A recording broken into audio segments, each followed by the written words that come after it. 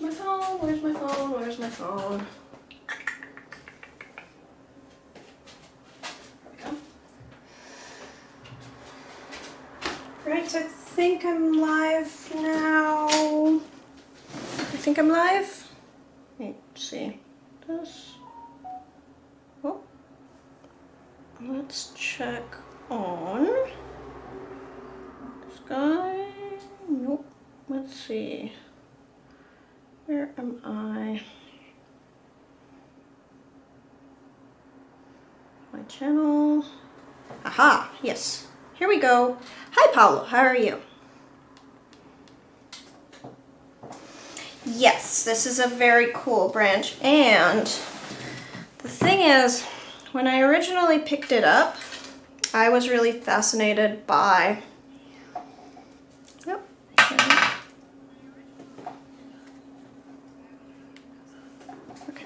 Turn that off. When I originally picked it up, I was fascinated by this side where there's a color transition from this. Here, see if you can see it if I turn it over, like from this more bluish green over to the yellow, like it's all one big thing. On the other hand, I really like the fruiting bodies on this side. And I like what's going on with the peeling bark. Like there's some kind of something boring, like some kind of boring insect activity going on. There's a little piece of moss here. And then there's two sections of, like there's a fun other second section of lichens, so I'm a little bit perplexed about what all I'm gonna paint. I'm thinking that I'll probably just do this section like so. So this will be a fairly small piece. I'm trying to keep myself a little bit contained. If I do this, then I've got some really cool fruiting bodies. Yeah, like this maybe? This angle? Got some really cool fruiting bodies. I can still see some of this here. I may do, like I may rotate just the these portions. Hi, Mikey. And I think I'm also going to fake this a little bit and put another piece here. I'm gonna, because the neat thing about doing these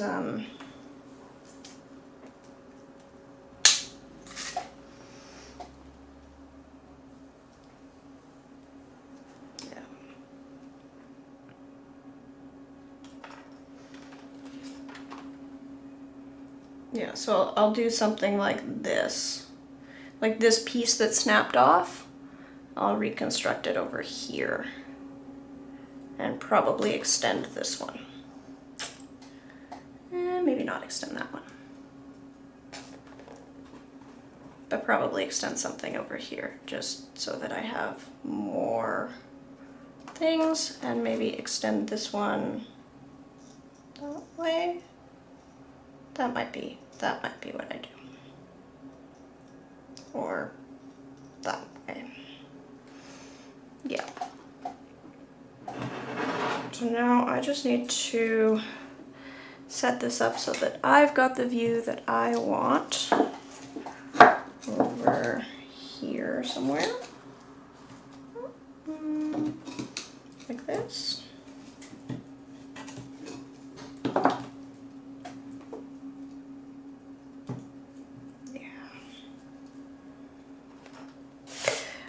So this is for my big, I'm doing a big exhibition and book project right now that I'm working on. And made a video about it. It's called On the Skin of Giants. It's an exploration of tree bark as an ecosystem. So this is a branch from a Manitoba maple or a box elder. Same species, just different common names.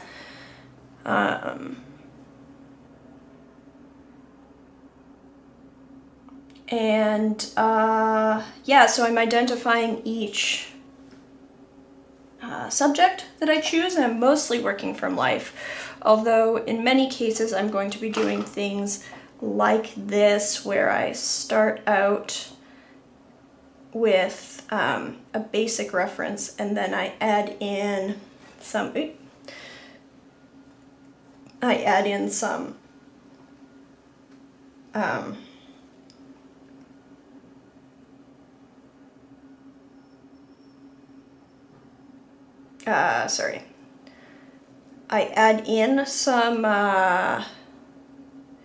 extra pieces, or I rearrange it for artistic purposes, because of course if I was just taking photos, then I could take photos. I'm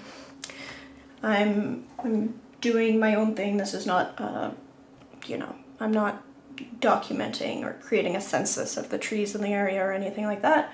I'm just exploring all the things that grow in tree bark.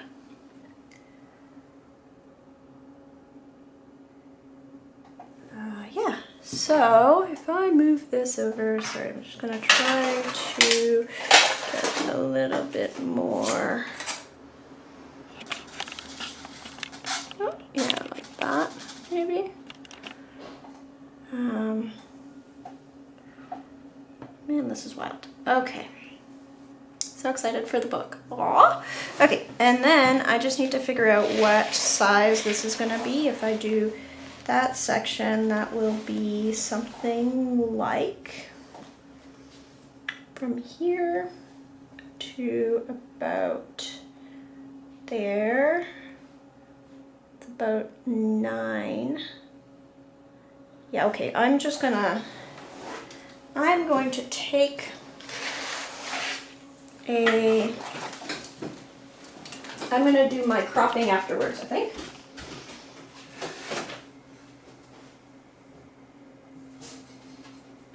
So I'm going to use this paper, but of course I'm only going to use about this section, and this part I can use for some additional color testing, etc.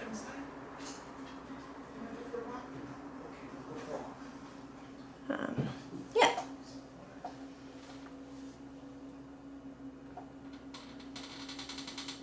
Hi, Jacqueline.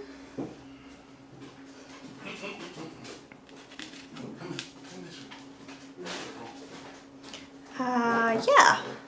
So I think that's what I'm doing. I am going to pull out a sketchbook just briefly to sort of orient myself in my head about this piece. So if you follow my Instagram, I've been posting progress updates on another piece that I'm working on for this project, which is huge. Like it's a full imperial size watercolor sheet, and it's going to be pretty much completely full because I'm doing a branch that spans the whole thing in the foreground, and then I've got background branches behind it. So it will be on a white background, but it'll really fill the page with some depth of different. So I'm doing ink and watercolor for the foreground branch, and then just watercolor for the branches behind it, because it's the crown of a tree that I'm painting. So there's going to be a whole different range of different sizes here. And that's deliberate,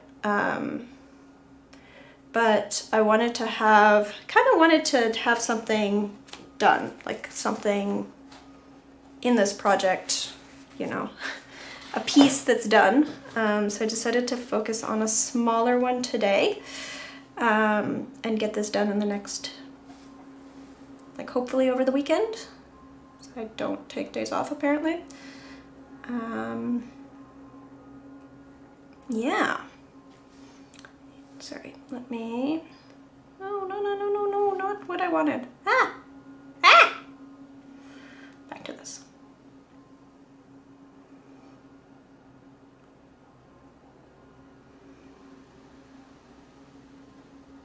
Hi, Gabor. So I'm doing my triptych on pinecone. It's just an exercise. Oh, that sounds like fun. Like different views of a pinecone?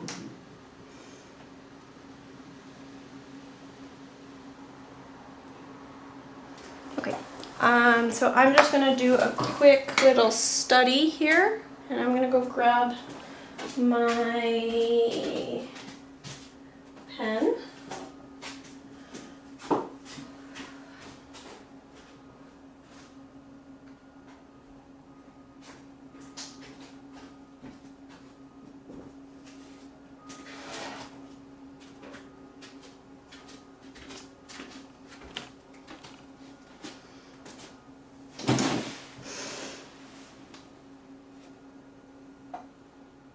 No, same view. One in ink, one in graphite. Thinking about using the matte graphic pencils and watercolor. Oh, okay, cool. Yeah, nice. All right, so this is gonna be a little thing, something like this. I'm doing do AWOL for a while, too much work, and got lost in improving my photography skills. That's cool. How have you been? Okay, so if I do here, how's the photography going? So if I, this, and then, ooh, I was hoping that I would get a finer, oh, maybe I do have a fine line, crap.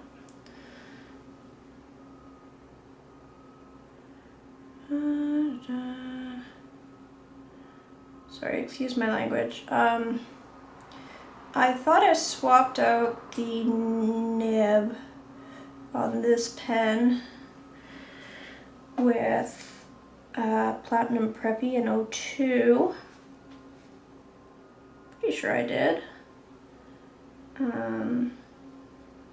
But it's feeling larger, and I don't recall. I think it might just be I've been through this before, and the line always feels broader on this paper than it does on my regular paper. So I'm gonna test that theory right here. Yeah, that might be it. Okay.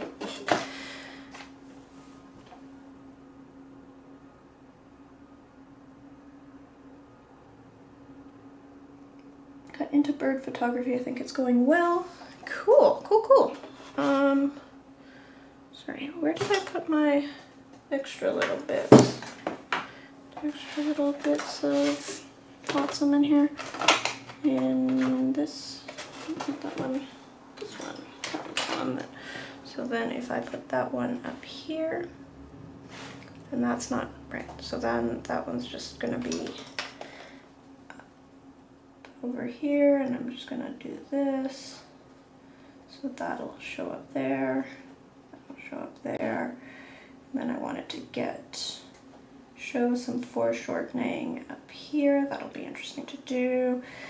And get broader, and then here I have this one, which comes in across, and for here, something like that. Da, da, da, da, da. And so then that's all pretty dark. That one's pretty dark. That is pretty dark. And over here, oh, and this one has a little bit of moss too, so that's cool. I have moss in two places.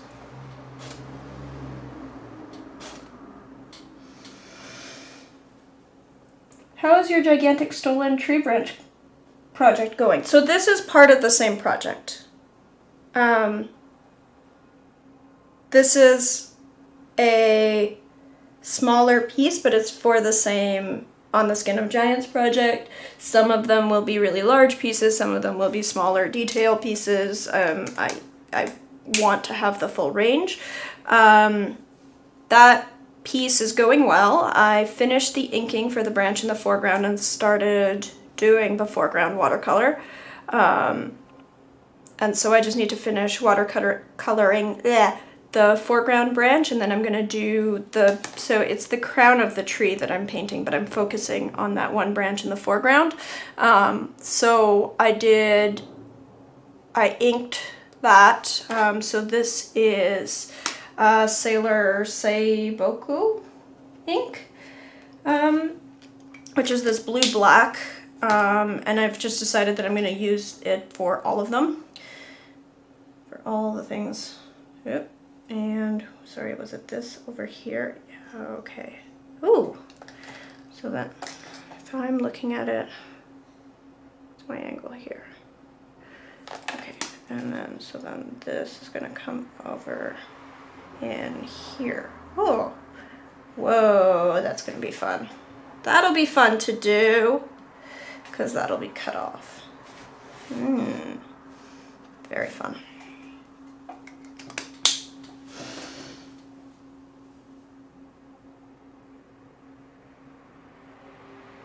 I'm stuffed with pizza and sugary drink. Really, that sounds out of character.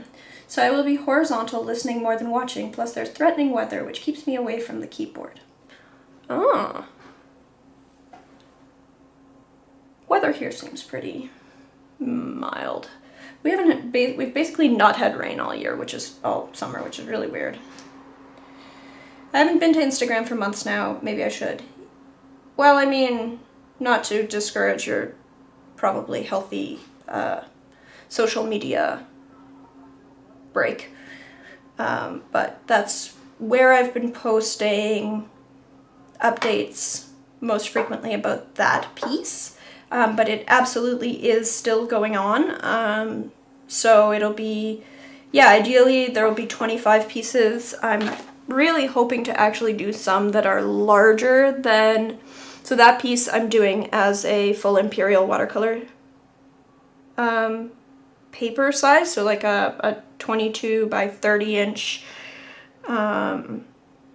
watercolor sheet, and I'm hoping to figure out doing even larger pieces, so I need to experiment with mounting paper. I'm thinking I'll mount paper to aluminum panel, because then I can use roll paper but not have it buckle with humidity, because I put a lot onto my paper, so I need to use quite heavy.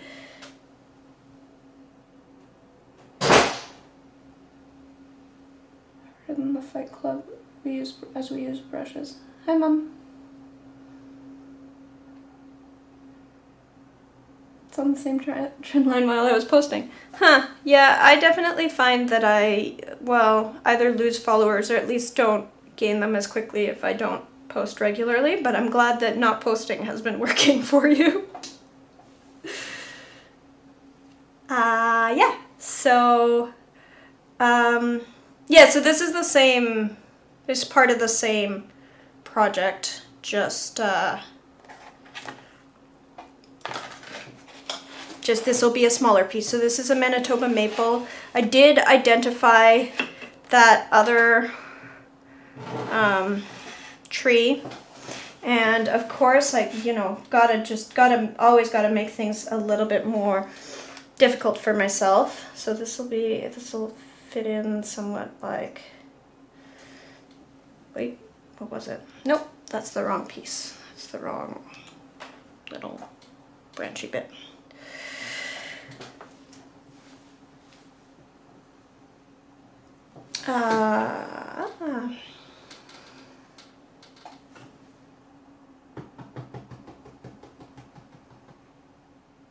Where Where's my brain today? Not here, clearly. Not here. Really struggling with this. Okay. I take this over this way. And get me my, if I pull this up more, is that okay? Like this? Yeah, all right. And do like that. Like that. Okay.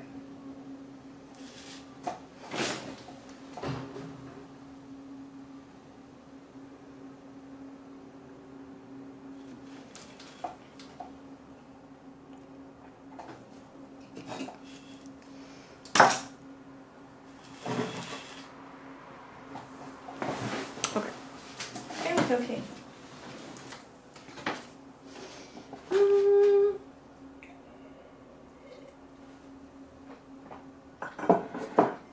Sorry. I need to sort out my brain a little bit further.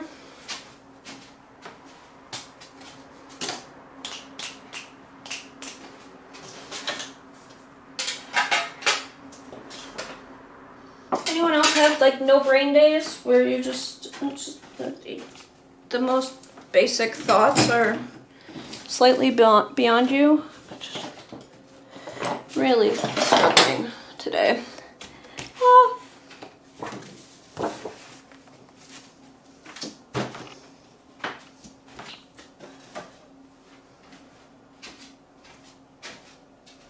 Where did my pencils go? I had an 03 pencil lined up for this. Like I specifically got it out of its pretty obvious spot to work on this thing, and then I shoved it away. What am I doing today? No brain. No brain.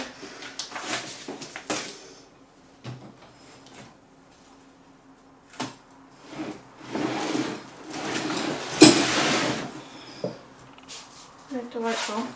Okay.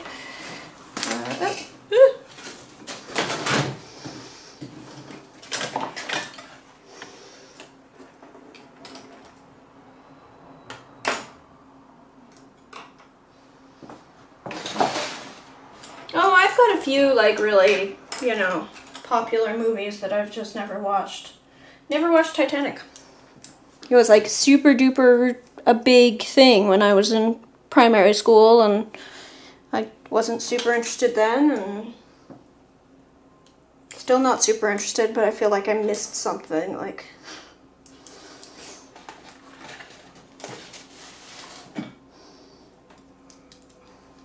I have watched Fight Club though. Long time ago, but I've watched it.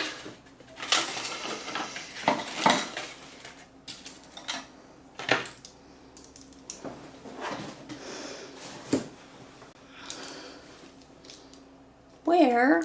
Go where?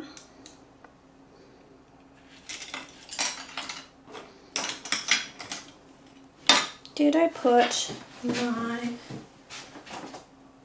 0.3 pencils?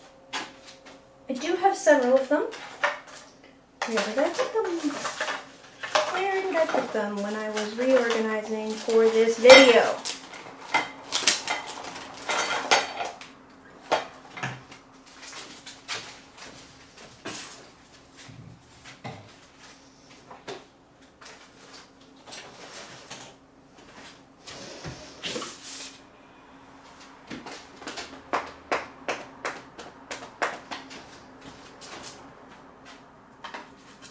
Like I literally had them right. Oh, okay, here's one.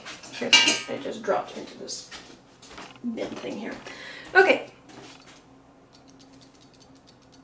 Fortunately, that's the non-functional one. Great, wonderful. Where's the other pencil? Yeah, really a no brain day today. Whoa. Whoa. What happened to my brain today? Where did I misplace my brain?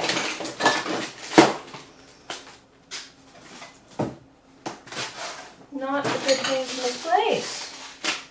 Not pleased. Not pleased. What did I do? Just, okay.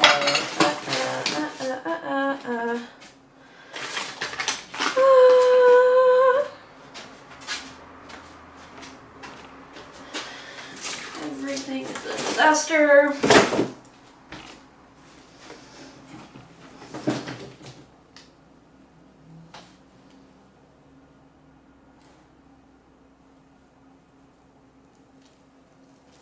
I've not watched, I have not watched The Raging Bull.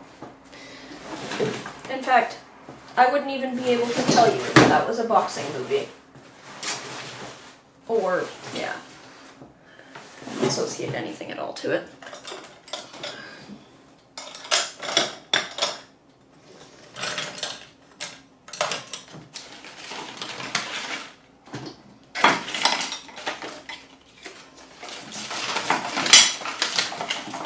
What have I done with my stuff?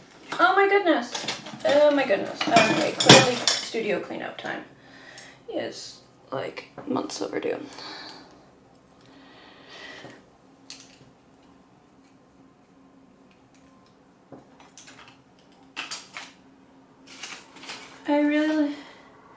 Perhaps Ember found some bones with graphite inside. I mean, Ember hasn't really chewed on my things in a while.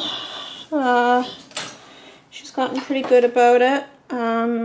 Sometimes when she's not sure if something is Ember's, she'll bring it to me. It's actually super cute. So I don't think I can blame Ember for this one, especially because Ember's out with my husband right now. I was having a weird moment earlier today, so he offered to take her out for a walk. Save me some of the trouble of dealing with her, which is really nice.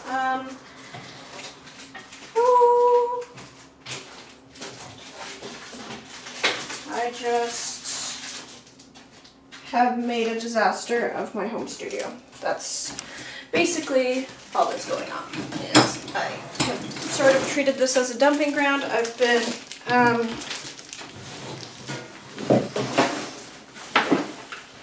doing most of my work out of my other studio, and this is one of those moments where, you know, I have to acknowledge my privilege, and I have two studios. And this is the secondary studio. It's my home studio, which is great for streaming, as right now at my other studio I don't have a really great way to stream. That might change, although I do kind of like having the relaxed Friday at home. So I'm not sure if I will do that, but because my other studio is shared with a bunch of people, you know, I don't want to do a big live stream and talk everyone's ears off when other people are trying to focus on their own things. Okay, no, like I'm seriously going insane because I pulled out a pencil for this, and of course the moment that I, you know, try to put something somewhere sensible, it's like, okay, well now it's not in the completely non-sensible place that I expected to find it, so it's gone to the world. Where's the pencil? I have a pencil for lining these, getting these lines started. It was here. It's got really fine lead in it. Apparently right now it is not here because I've, I don't know, eaten it. What have I done? What have I done?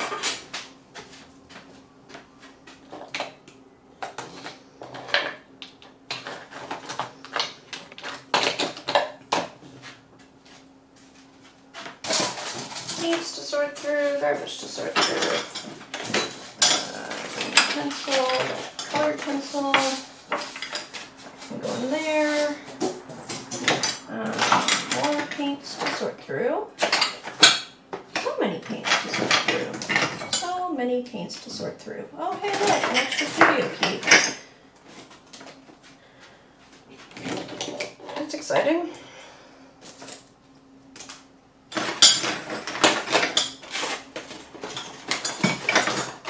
So many paints to sort through. So many. Brushes. This is a disaster. This is absurd.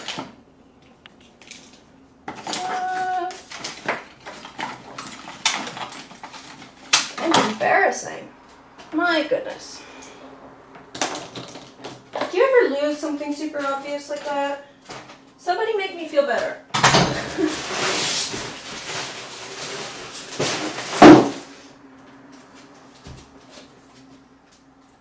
I had a pencil that I intended to use for this thing.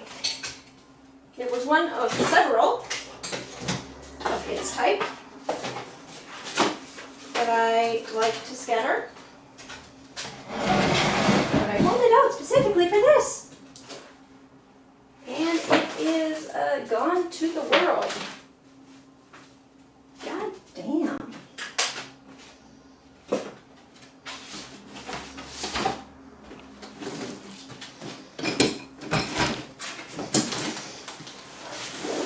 Yep. Yep.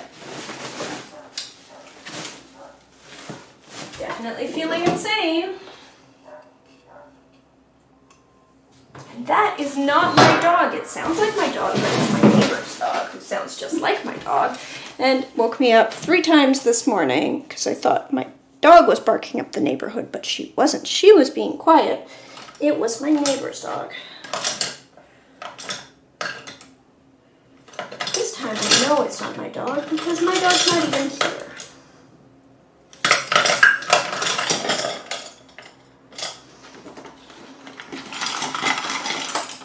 Yeah, okay, no pencils in the pile of brushes that I've assembled.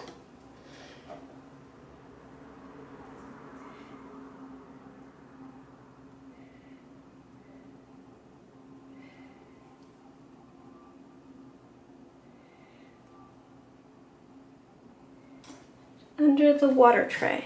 Is it under the water tray? No, there is no water under the water tray. Yeah, so I like doing my initial line work. I do very, very little preliminary drawing, and I prefer to use a 0.2 or 0.3 pencil with a hard lead in it. So that there's like very, very, very little. I have found it.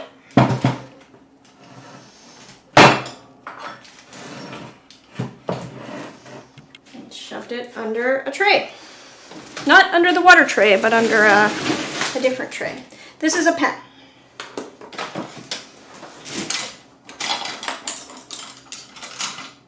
Yes, this is a new water tray. This is Meaden brand from Amazon. It's got 2 things, and it's a little porcelain ceramic thing, and it's totally unnecessary and ridiculous, but I've been kind of obsessed with a lot of these Meaden products that they're dupes of much more expensive products. Pretty sure they're made in the same factories. They make really fantastic palettes and easels, and yeah. I'm trying a new line of modding a channel. Threats! At 1,000 likes, the pencil reveals itself. You don't have to threaten my like button. Anyone else even here? even if it was really important to look it up. Yes, right, so I do have lots of pencils. Like, it's not, if it was just pencil, like, you know, here's a pencil, and here's another pencil. I have a great many pencils, but I wanted a specific pencil. I found the specific pencil. I have 3 Meeden palettes. I have now 4, 5 if you can't count the teeny one. And then I got this water thing, which is probably my most ridiculous Meeden purchase, and I have an easel from them.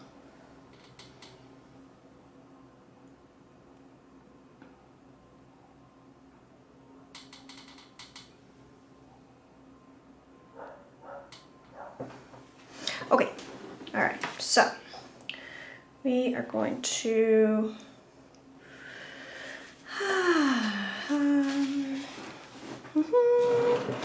gonna line this up so that I know what I'm doing. Like this. Maybe if I line this up a little bit more. There we go. And get some more light on this thing.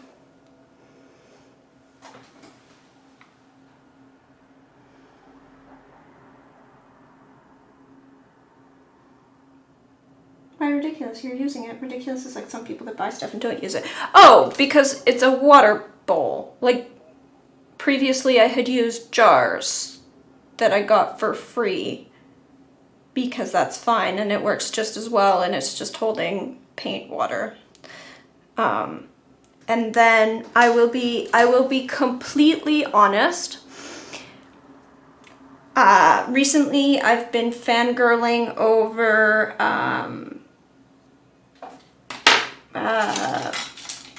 Matus Ergonomics, who is a watercolor artist. He's got a YouTube channel and a successful Patreon and stuff. You can definitely follow him. He's put out a couple of books. He does mostly urban landscapes and has his own approach, and he has something that is much like this and has like a really,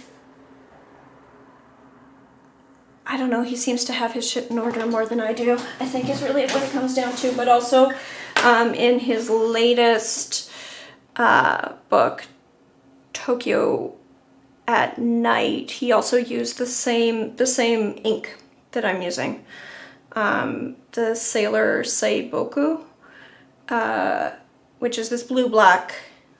I thought I might try to use different colored inks for all of these different pieces, and then I decided to not complicate my life that much. And so I'm just using one ink. I really like this blue-black because it adds a bit of a graphic quality. It is clear that it's there, but it's not quite as jarring as a straight black can be. The animator? Yeah. Anyway, so among, as well as, you know, copying his ink choices, I've apparently also copied his water bowl choices. And also just because I've been opening up Amazon every so often to see what new product Meeden has, so this came up. It was not expensive when I got them. You know, $15 or something, but not.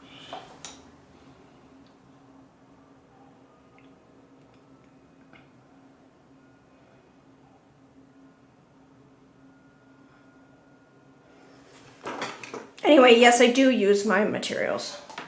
Nearly all of them. I am pretty good about using my materials.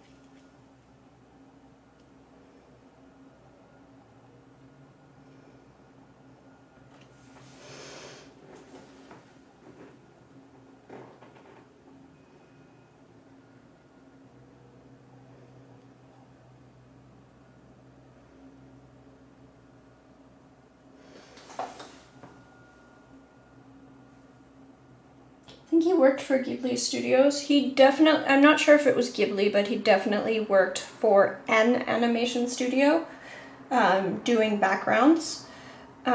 He no longer does. After he did his first book, or while he was doing his first book, he quit. So now he's working independently. So he does some commissions, and he also just has his series of books. But he does a lot of like urban landscape stuff now.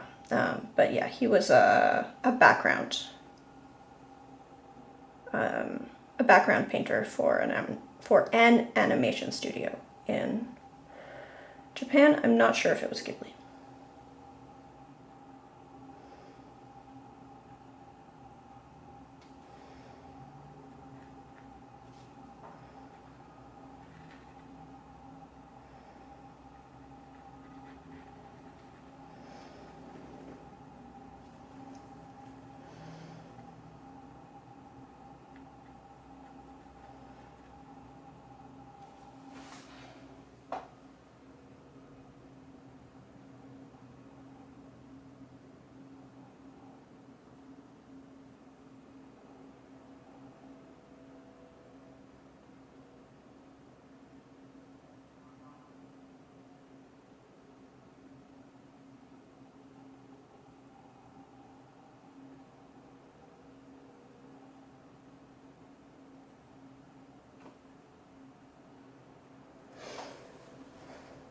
Yeah, he's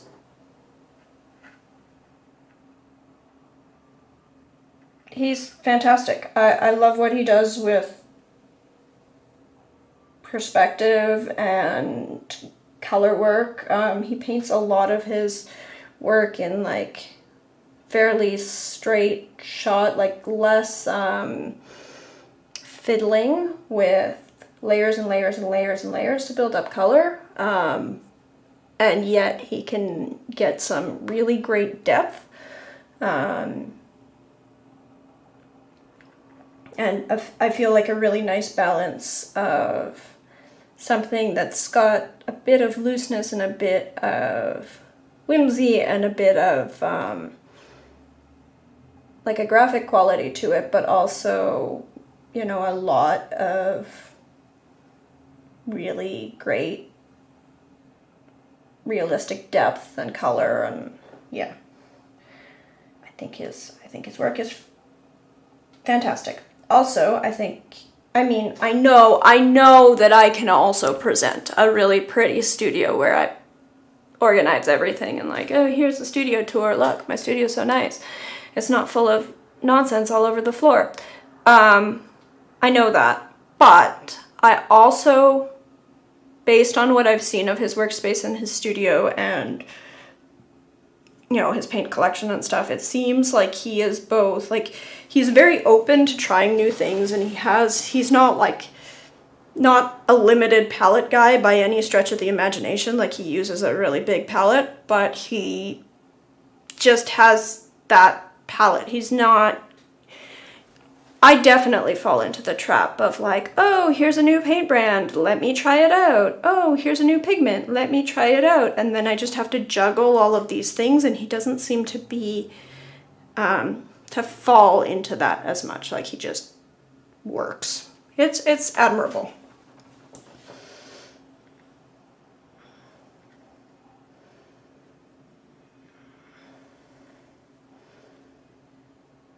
It's a balance, because I know a lot of people who are like, oh, well, they're very specifically minimalist about their palette or traditionalist about their palette. And he's not that. Like, he definitely tries out new things, and he's not, limiting himself in any way, but he's also not falling prey to just like, oh, rather than working, let me just check out this new thing.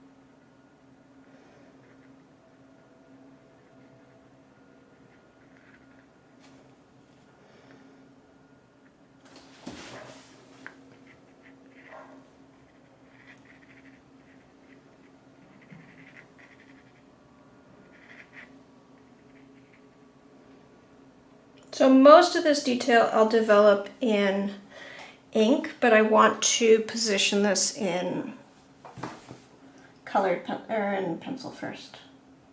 The NHK thing I was talking about. Oh, cool. Thank you.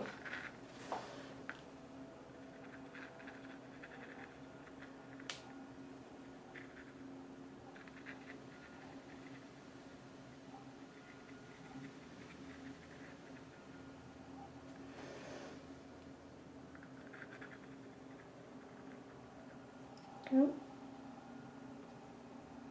Nope. Okay. We're going to have to move that down a little bit further. So it's going to be here.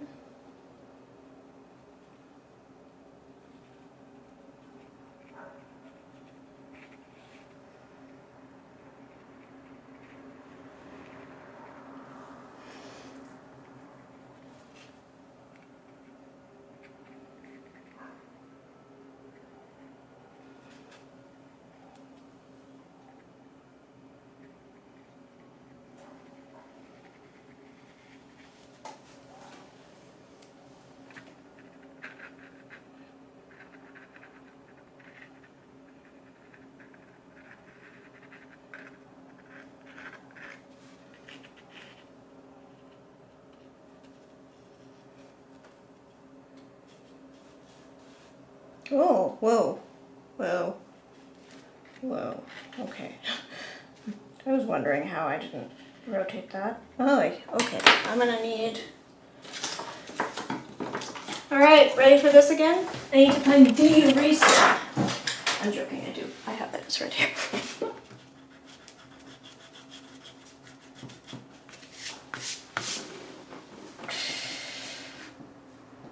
Gloomy is having a nice visit with an older neighbor who is in need of puppy therapy. Ooh. I admire that you can draw on a buckling paper. Okay, so this isn't so much buckling as like extremely thick and has been sitting on its edge a little bit.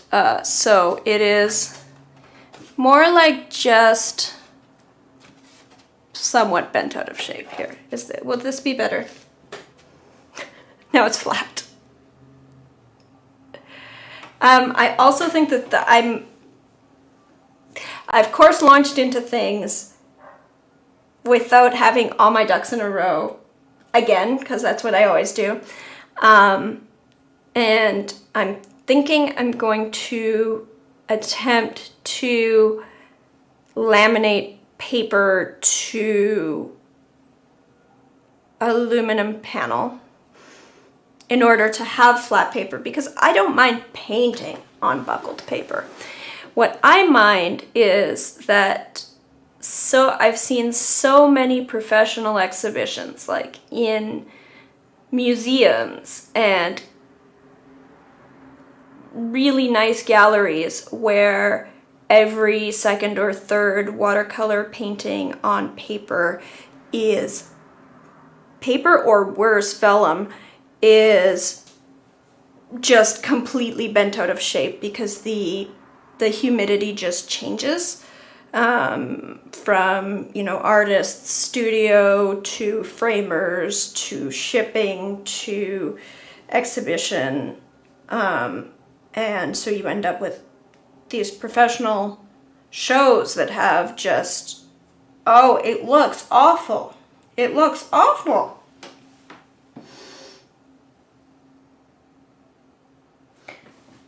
I've not yet, but here's my issue. If I decide that I like the look and the feeling of working on paper on aluminum panel, then I will mount all my paper to the aluminum panel before starting, which is of course the safer thing to do, but you can also mount it after the fact. And so I'm a little bit hesitant, but I would like to try if it turns out that I like it. And that'll be a real challenge for the gigantic piece. but it's also worth it because, again, the larger I go, the more I have issues of framing behind glass. Like, am I going to want to buy museum glass at massive, massive, massive sizes? Or do I want to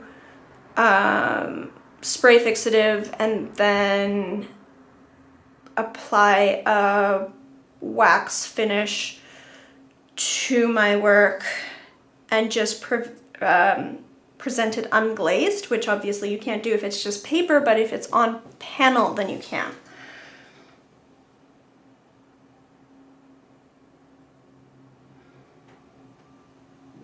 To make it archival. Yeah, you can make some tests on small pieces of paper and aluminum panels. Yes, so that's my plan, is to start with blank pieces of paper and aluminum panels, like, you know, smallish ones. So I'm looking at ordering all that stuff now. It would also likely mostly be lighter weight paper because this is 300 pound 640 GSM, which I love working on. I love how it handles water and stuff, but the point of the panel is to be able to work bigger. And if I'm working bigger, then I need to get bigger paper, and bigger paper is pretty much limited to just rolls. Yeah, there are videos on YouTube. There's all sorts of things. So yes, there's thoughts here. So many thoughts. So many thoughts.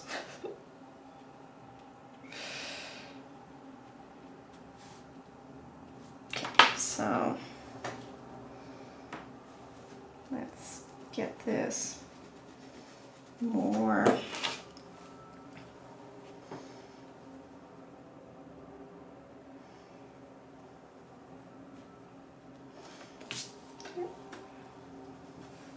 That. And then I can think of an artist who has a lot of experience working very large with water media. Yes. Yes, you can.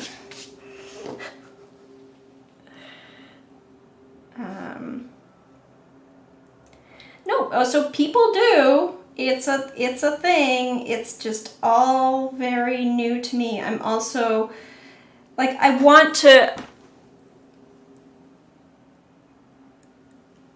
don't want to be limited by my medium. I love watercolor. I think watercolor is great. I love the transparency. I love the behavior of the paints and the flow and the whatever, but I don't want to become limited in what I can do based on what my preferred medium is, right? So, like, whether it's choose a different medium or adjust it somehow or find out a way to digitize, like, there are circumstances where I want to be able to create bigger work. I want to be able to present bigger work. So, like, maybe even create it at a smaller scale, but have it blown up on the side of a building or something. And I don't want the medium I've chosen to be my limiting factor. So, just trying to find myself some alternatives, because definitely, like, watercolor does have that perceived and sometimes very real drawback of, well, it's small stuff.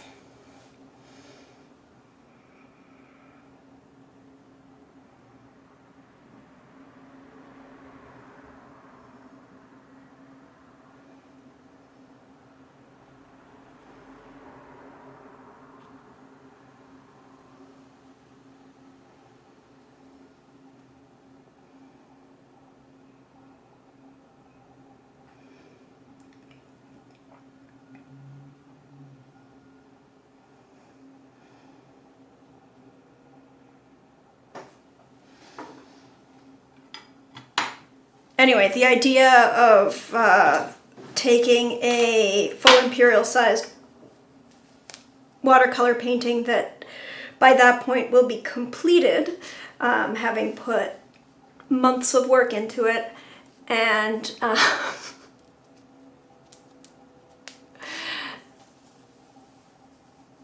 putting it flat down on a panel and then trying to flatten it out, and like, well, I sure hope that I'm gonna manage this without adding any bubbles to this panel or weirdness or smearing my paint or other things that can go wrong, is terrifying, terrifying, terrifying, terrifying. But if it turns out that I really like working on panel and that I want to present some of the work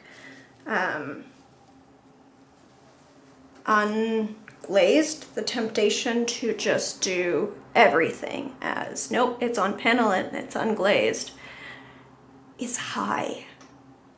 Because that saves so much trouble with shipping and with, like, you can't even get glass sheets above a certain size usually. So then you have to go to plexi, but plexi has a glare. I don't like plexi. It also scratches. Yeah.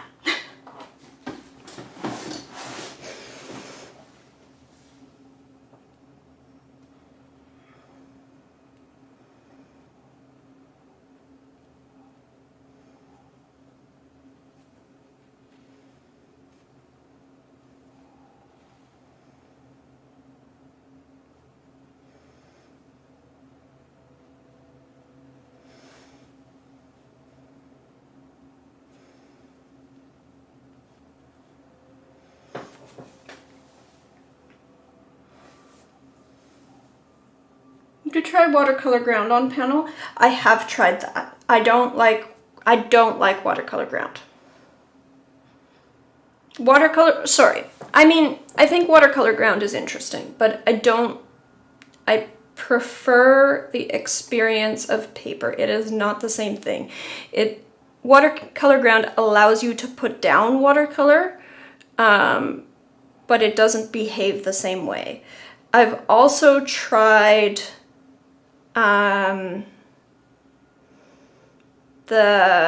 what's it called? The ampersand panels, clay board, aqua board, those things. And those are really cool, and I feel like they have a lot of potential, but they come in limited sizes, so not a solution for the problem at hand. And again, they're very different from paper, so it's just like learning a whole new thing. Which I'm all for learning a whole new thing, but I'm trying to, one problem at a time. Yeah, no, I don't, not a huge fan of watercolor ground. I have worked with watercolor ground. It's its own thing, but it doesn't, yeah. So it will be laminating paper to panel, which is done, like people do it. It looks great. I have worked on like pre-made panels, not with aluminum as a backing, but I have worked with pre-made panels that have a paper surface before, and they're lovely. I have no problem at all with that. So I could definitely do that. It's just a matter of like, will I be able to fabricate my own panels or have someone do it for me in a way that's reliable? And will I be able to do that with existing work? And then how do I like the look of these pieces with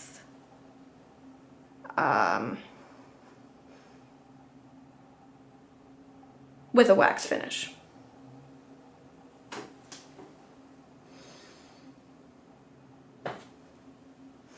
I can probably pull up some pictures for you. I did try to do now this was many years ago, and it was sort of a like bit of a, divergence diversion from my usual stuff too, so it's its own thing. But I have done work with watercolor ground. I can probably pull up some pictures of that. It's got this weird grit to it, which presumably you could sand away to some degree, but it holds the brush, and the way it holds your watercolor is also a little different. Like it doesn't flow in the same way. It's sort of like you're painting on it's like a sandpapery, like a gluey sort of, like it catches the watercolor. It's more like it, yeah. So it lifts easier, but it also, like, it catches, if that makes sense. The ampersand panels, on the other hand, they just like soak the watercolor in. Lifting out of them is basically impossible. You can just sand it away. And so you can, you can cut away highlights, which is fascinating. And I've seen some really interesting work there, but it's just, that's a whole new exploration. Like, that's its own project.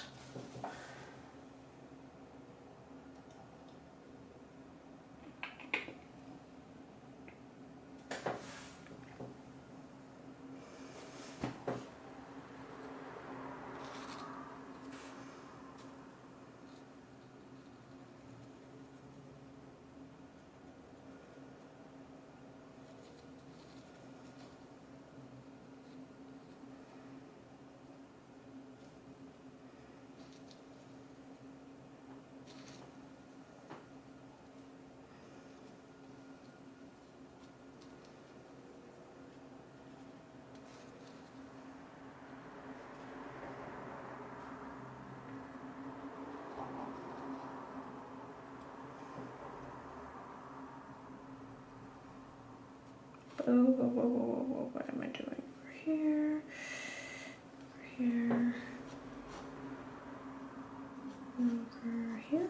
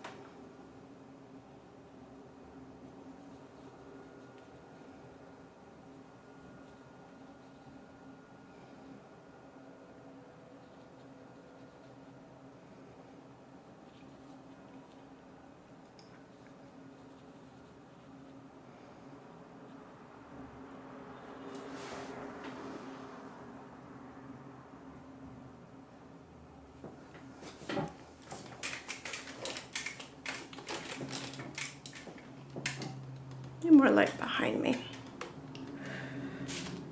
So all my light is in that direction. If I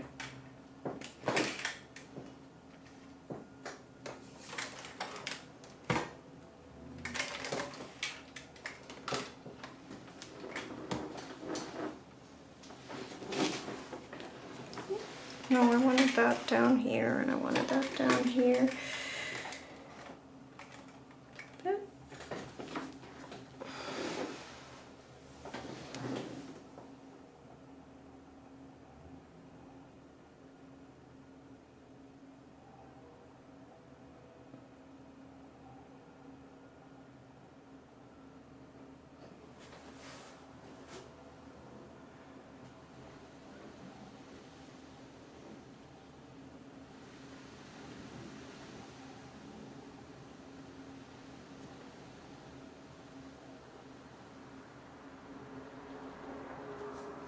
Okay, and so then I just need to have this thing like this, and over here.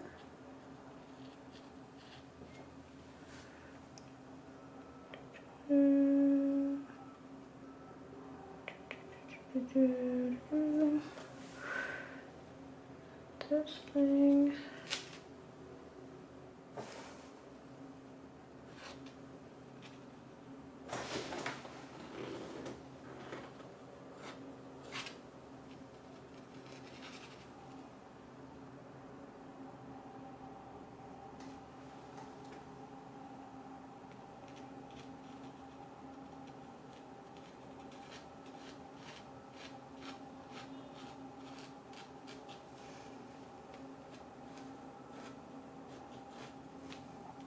Okay, so that's that. There.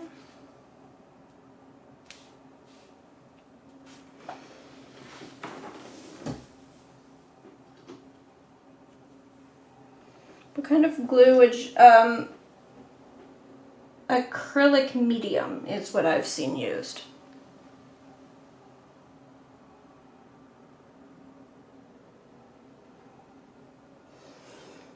Which, I mean, I have some questions about the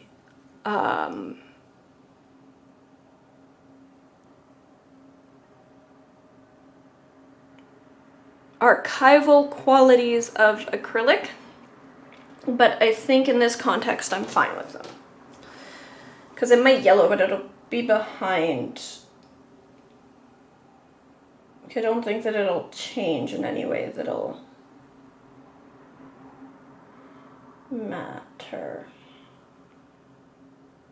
Yeah, so exactly, it's a gel medium, so it's an acrylic medium that you use, yeah. And then to finish it off, I would use a spray, like a matte, some kind of matte fixative, just to get everything solidly down, and then Dorland's wax medium buffed over top.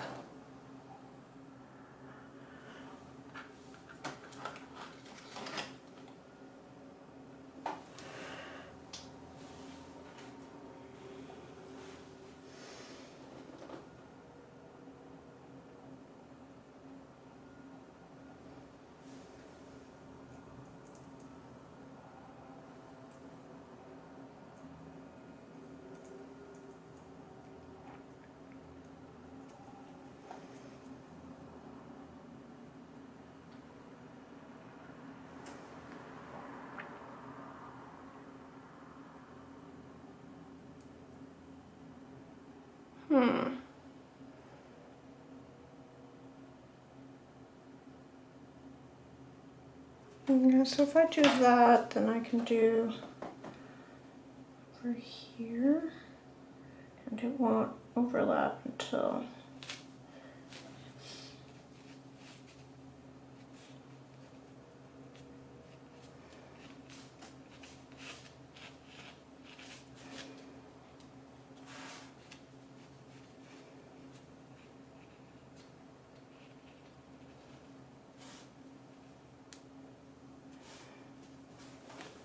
right.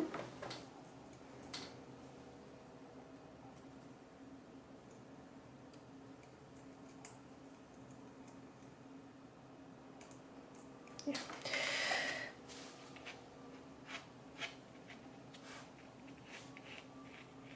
So this will, yeah, probably somewhere in there. I'll leave that for last anyway. And then this one can go in here. It's not going to really show up, but this one, which I was going to use, this guy might just completely come over top. Yeah, so then that might just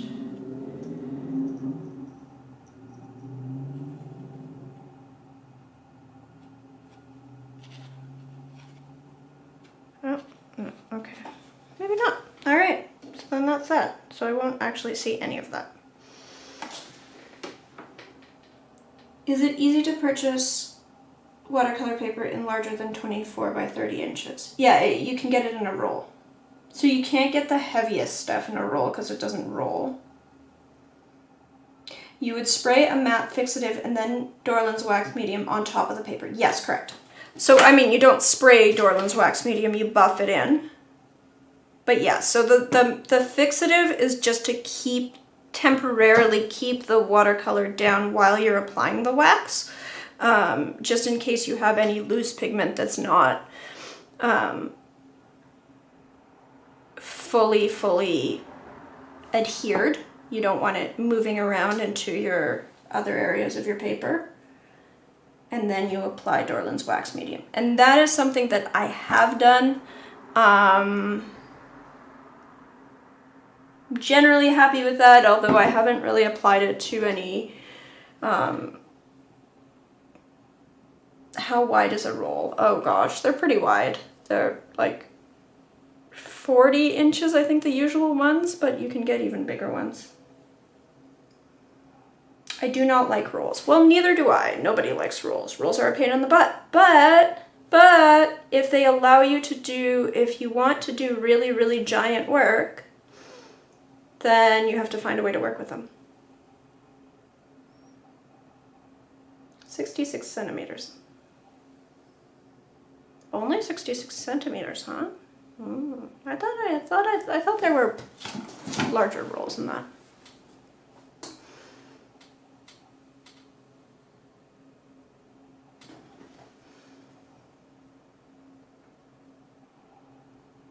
Like, I thought that there were like, yeah, I thought that there were rolls that were well over a meter.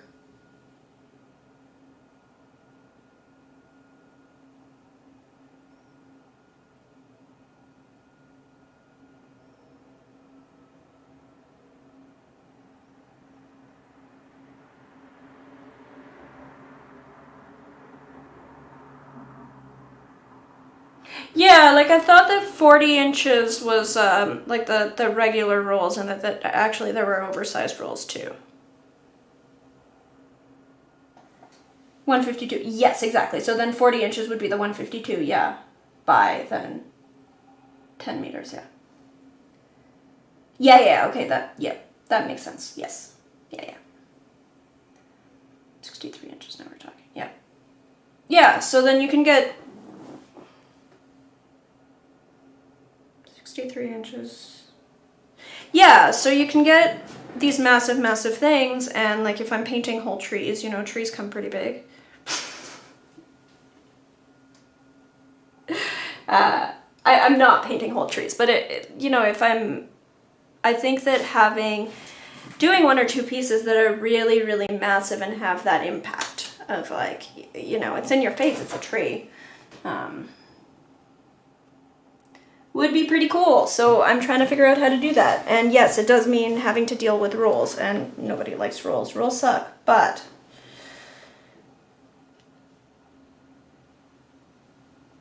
you know, we suffer for our craft.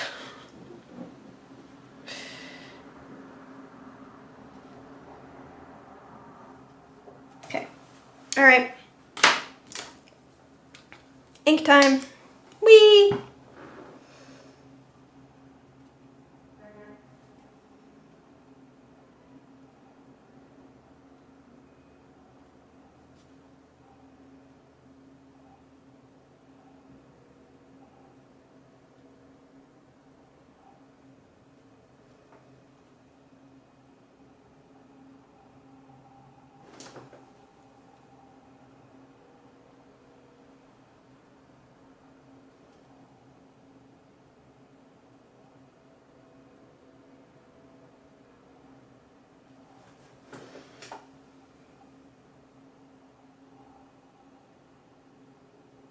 By 10 yards, yeah. Well, because of course you're going to measure things in yards, because that makes tons of sense.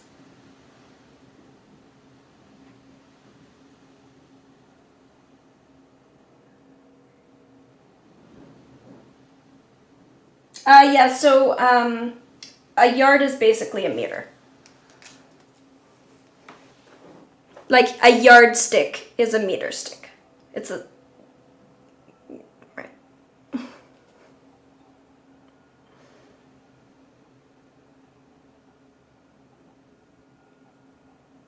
They're pretty close. I'm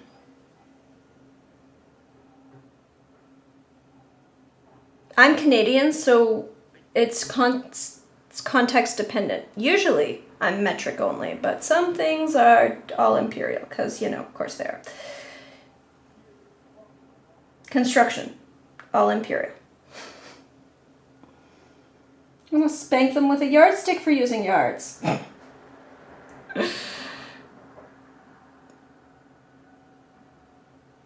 Totally understand. Yep.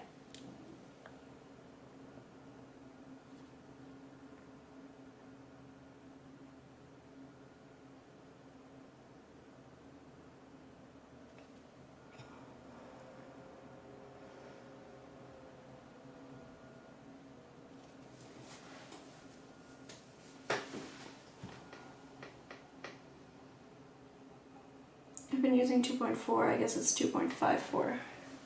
It is 2.54.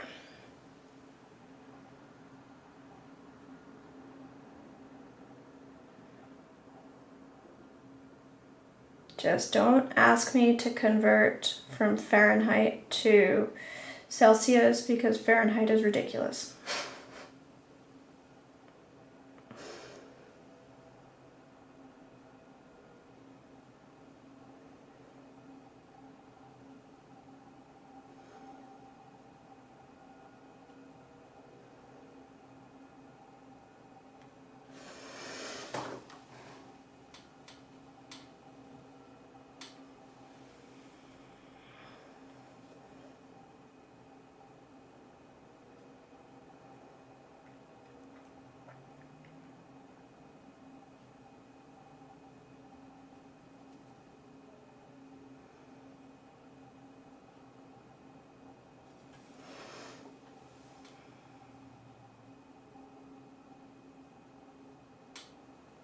All right, see you.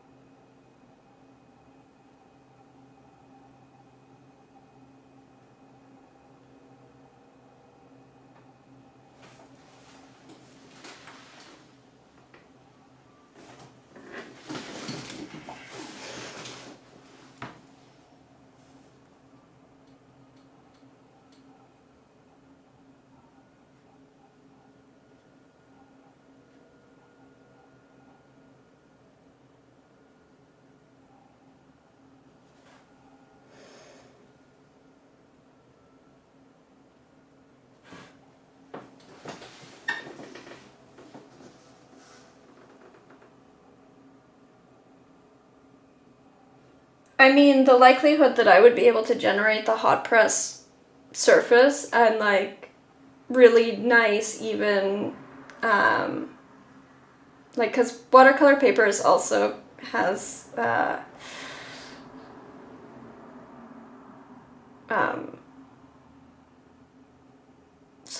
sizing, which is like usually a gelatin or similar gel cover to get your watercolors to flow. Like, I'm not going to be able to make paper with the qualities that I want it.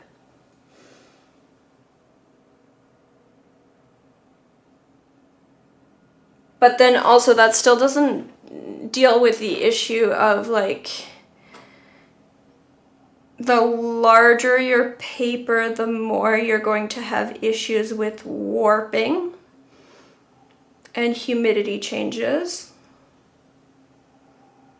The more you're going to have issues with framing and what kind of glazing you need for it. Yeah.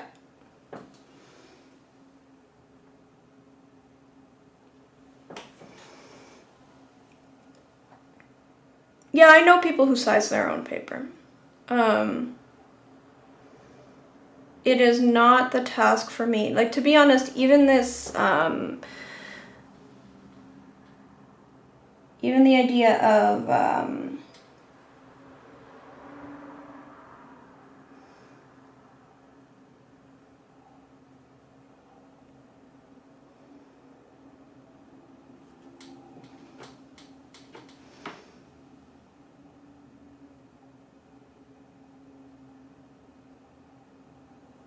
sorry, but distracted by my work.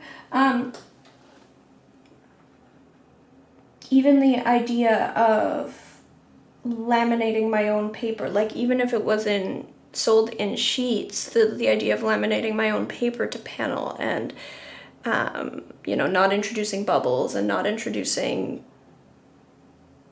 dust and grime and whatever. Like, I am not the most fastidious of artists. So it's probably going to be an outsource or get an assistant to do it or something, to make sure that I get a good result. But yeah.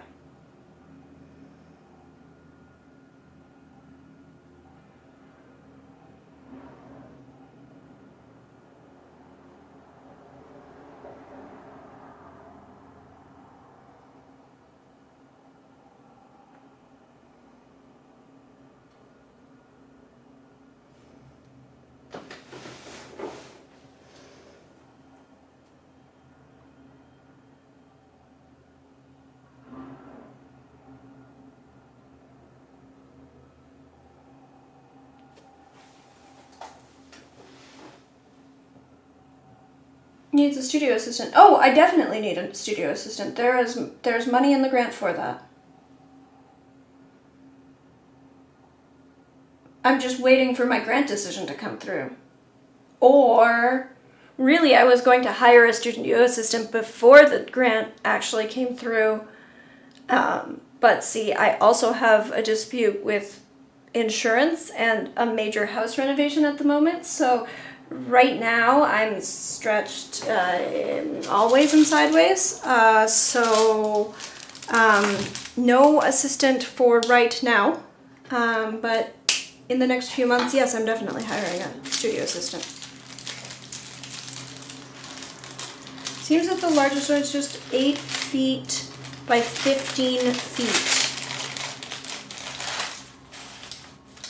That's watercolor on paper or just watercolor on something? I've also heard of people just laying sheets edge to edge and like very, very carefully laminating them to something. So, like, there's definitely ways of achieving other effects. I think I'm okay to cross one bridge at a time. Sorry, I'm going to be nosy for a moment.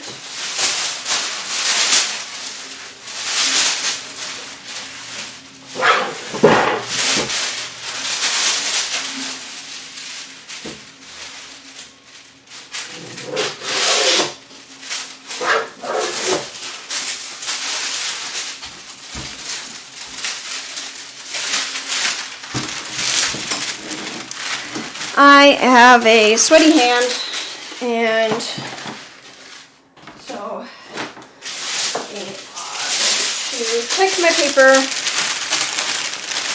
from me. Wait a moment. Just got a little bit more.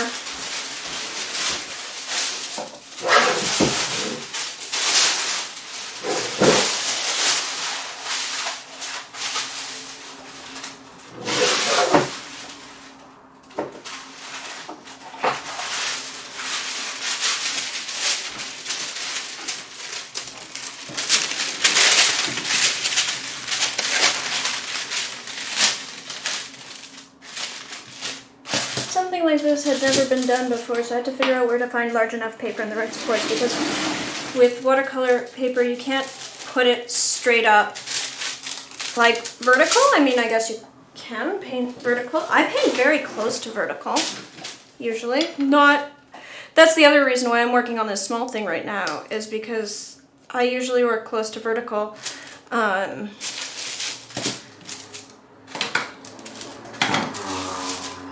If I tried to do all my work at this angle, I would kill my back, and that would be bad. Let's not kill my back. So,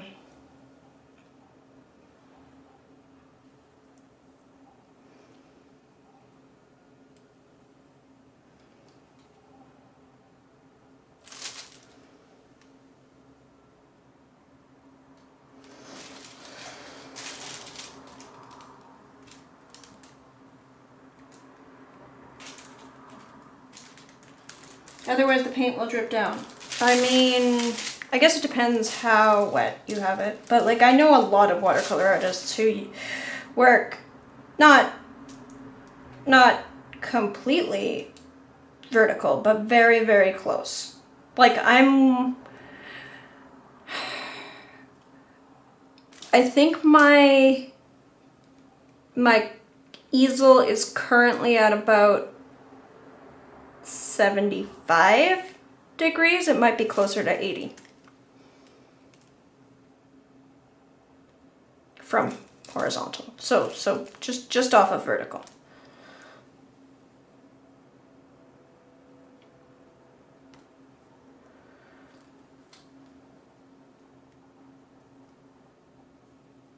Interesting, it's almost vertical. Yeah, okay. Well, so like, I mean, the thing is you end up learning to accommodate that flow, right? So you figure out how much water to put down for that flow. And in some ways I find it easier to deal with than working horizontal, because if you work horizontal, then your water goes everywhere and finds valleys in the paper and what have you. If you have it closer to vertical, then you know where your water's going to flow. It's more predictable. And you know, it can help you bottom weigh your shadows and whatever, because it's flowing in its own way. Now, completely vertical, you know, it can be a little much. And it's definitely taken some practice of like gradually lifting up my work to work closer to vertical, but yeah, my back would not like it if I tried to work all horizontal. In fact, right now my back is complaining at me about my current position.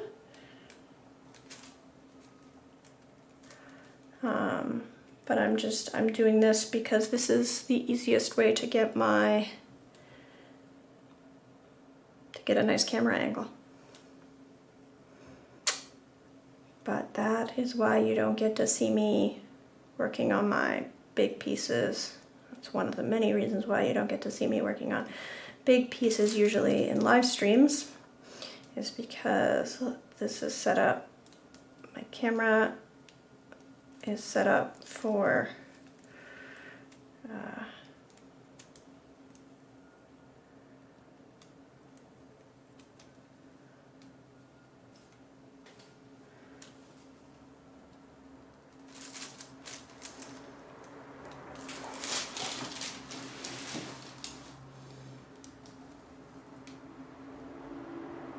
clear with channels where he wants a large tree or something, then the paint tends to flow down those rather than all over at random. Yes, exactly.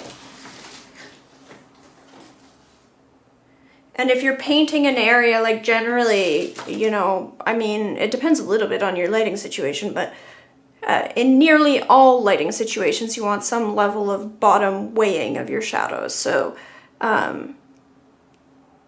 there's very few lighting situations where the brightest thing is the ground. You know, unless you're standing on a light source, that's not how things work. And if you are standing on a light source, you can work around that. But in most cases, you have your light coming from above and bouncing around, and you want your shadows to sort of collect in the bottom. where you don't have light. Generally, there's not a lot of light coming from the bottom.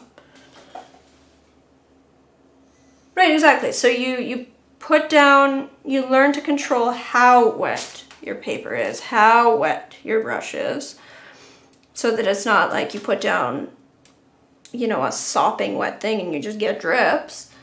But you will get some flow downwards, but that can actually help you because you generally want more pigment lower down in most real lighting situations.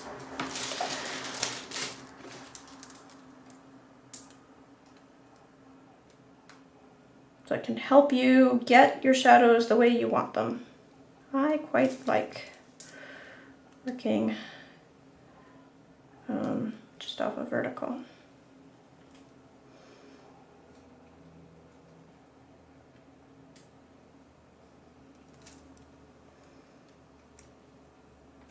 It's a lot easier on your back too. And your arms, just generally just like way more ergonomic.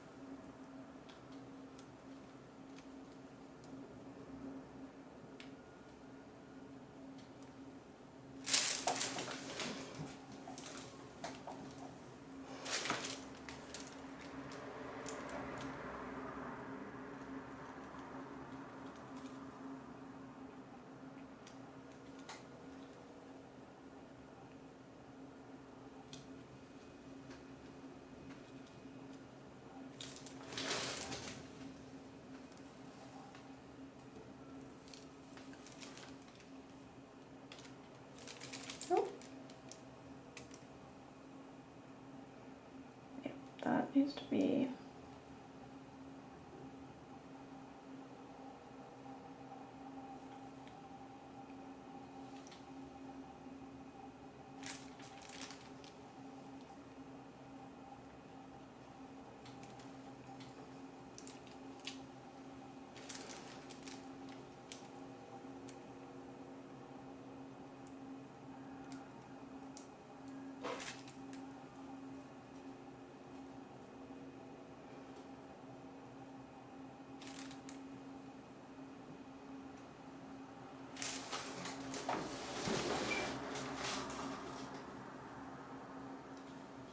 to draw flat and paint standing up. I mean, yeah, I guess I tend to draw a little bit flatter.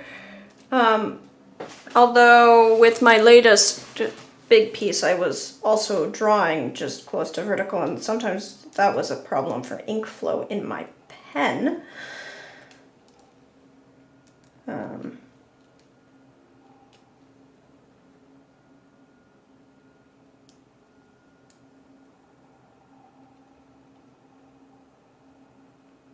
But once you get to a certain size, you also just like, if you think about the reach that you're going to have to do if you're drawing like on a large piece across a table, like it gets worse on your back the larger the piece is.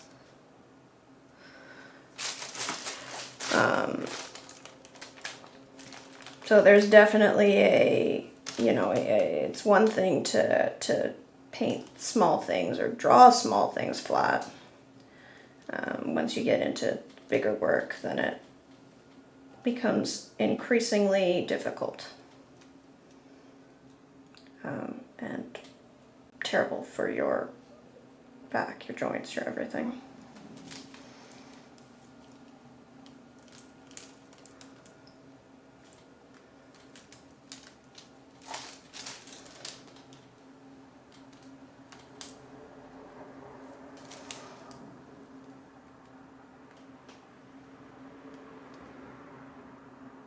Back doesn't hurt less at 66 either. Well, yes. Yes, I don't really want to think about what I've done to my back in my younger years. That's going to come and bite me. Well, I mean, like, it is biting me now. I have ruined my back. I'm in my mid-30s.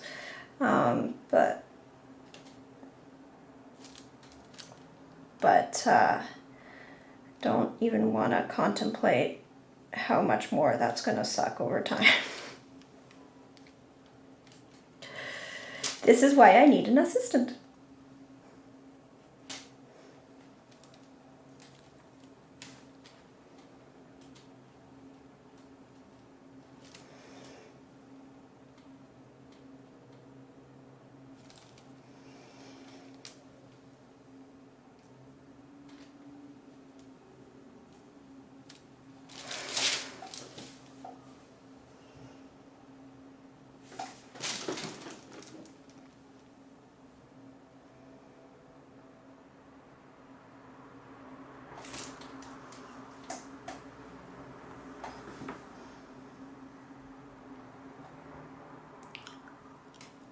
Oh.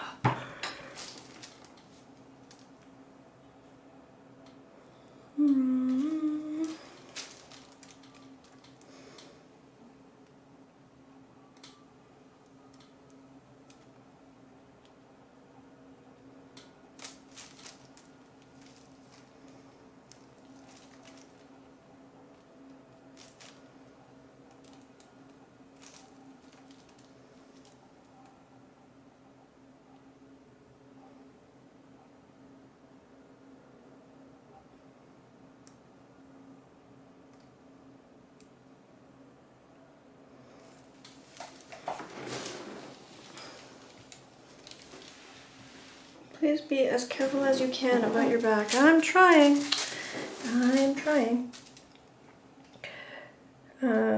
Yeah, I definitely ruined my back with things that I had no idea even were an issue.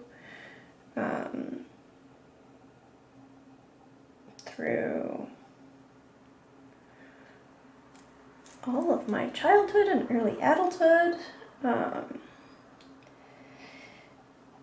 Doing my best now, but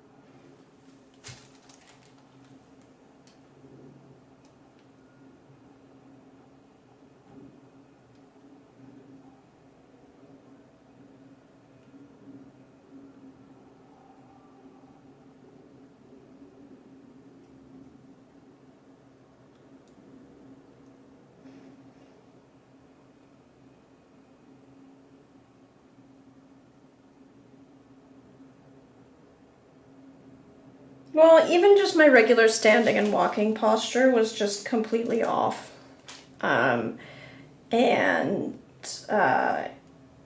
There were concerns as early as my teens that I would slouch, that I'd get a hunchback. I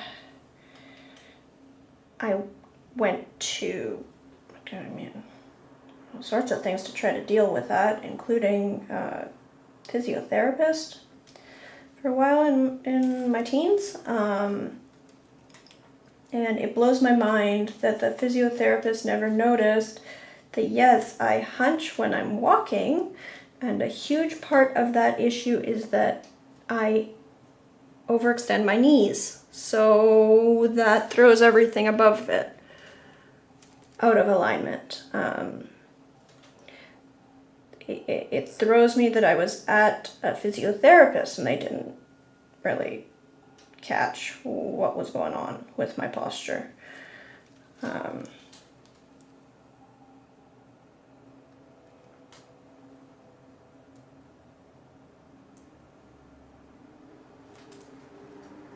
Back when I was in art school, absolutely nobody told us anything about what is a sound thing to do. I think that's stupid. Should be part of your training education. Oh yeah, absolutely.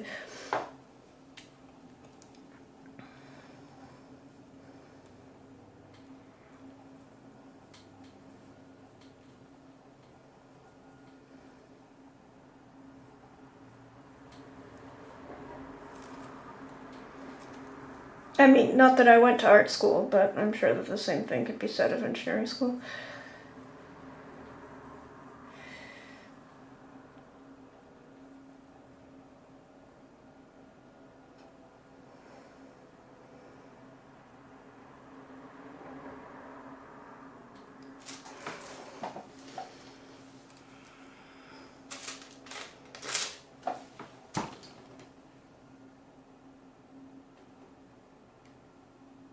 Things your mama never noticed. I thought you hunched mostly when you were cold. I'm sure I did hunch mostly when I was cold, but I also hyperextend my knees. When I stand straight, like when I feel like my legs are straight, they're hyperextended 20 degrees. Like my knees are, top of, here, let's get a paper. Since I'm not going to, once again, put my legs up on my desk, mostly because there's this stick here and it's gonna get in the way. But my usual position when I stand straight, is I have my feet and then I have my lower legs like this and then I have my upper legs like this. So my knees are actually bent backwards, like, this angle is about 20 degrees. That then forces my pelvis to rotate this way, and then my back to rotate that way.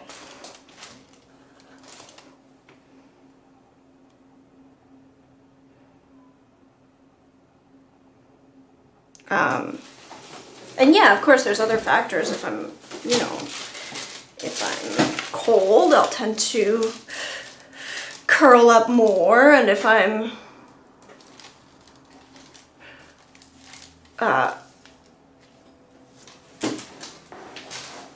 tired, I'll tend to slouch, and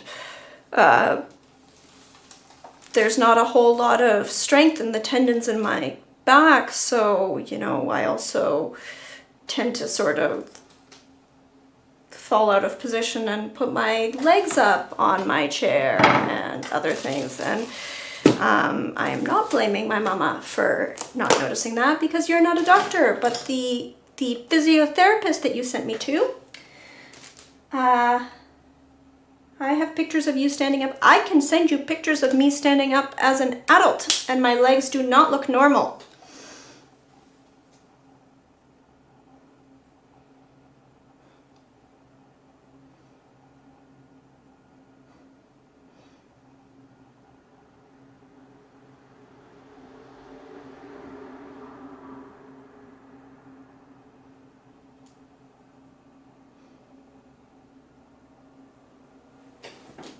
And they've always been that way. Like, it's not new. That's just, yeah. I mean, I'm sure it looked normal, and first of all, it's not like it's completely wildly abnormal. But when, yeah. I will send you pictures later. And you're not a doctor, and I do not blame you for not noticing things. I am somewhat alarmed. Like, the biggest thing for me is, how did this physiotherapist, whose job it is to correct my posture, not notice this? That blows my mind. that the physiotherapist didn't notice. It blows my mind to a somewhat lesser extent that I did all kinds of gym classes and sports and whatever, and there was all of this talk about positioning and stretching and touching your toes and all of this, and I was never, ever, ever, ever able to touch my toes as a child. And literally last month, I discovered that, oh wait, if I hold my legs, and it's difficult for me because my knees dislocate, my knees, well, subluxate, they don't, whatever. My kneecaps slide out of position if my legs are straight because there's nothing holding them there. But if my legs are straight, like how regular people have their legs straight, not bent backwards,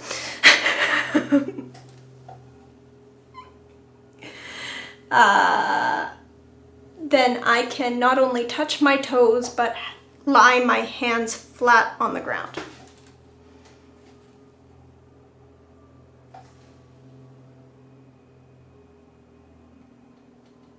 I'm sure I was very adorable as a child. And I also wasn't the only child whose legs bent backwards. And even this, like, I didn't realize my knees, and like I'd read about hypermobility, and I had friends whose elbows bent crazy backwards. I'm like, oh, that's not me. My elbows don't do that. I don't know. I guess I just have really big thighs, or like my legs are just shaped like that. That's what my legs are shaped like. That's what legs do, right? Like, nothing.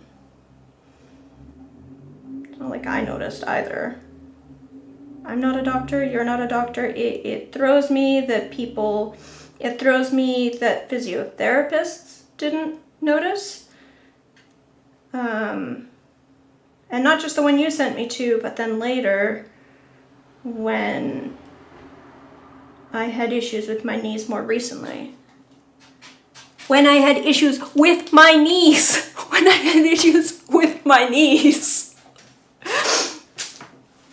That were dislocating all the time.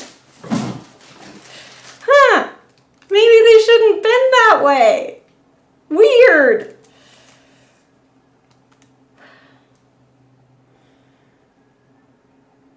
When you see, I don't know. Hi, Lauren. I can't easily, but I can squat butt to heels with a little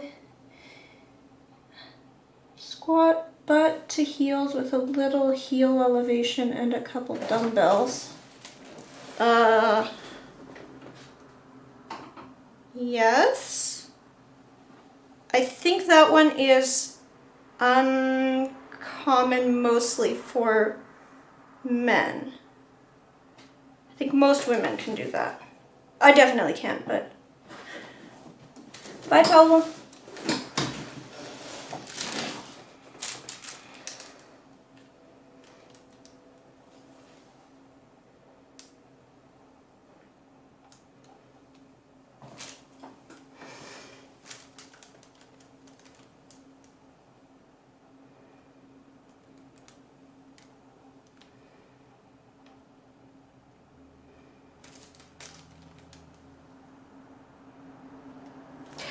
For what it's worth, apparently Misha's knees also bend backwards.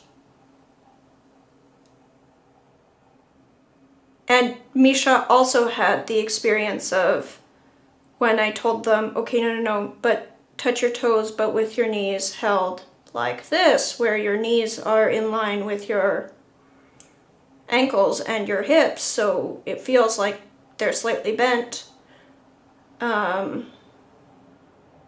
Then Misha's then able to touch the ground, touch their toes.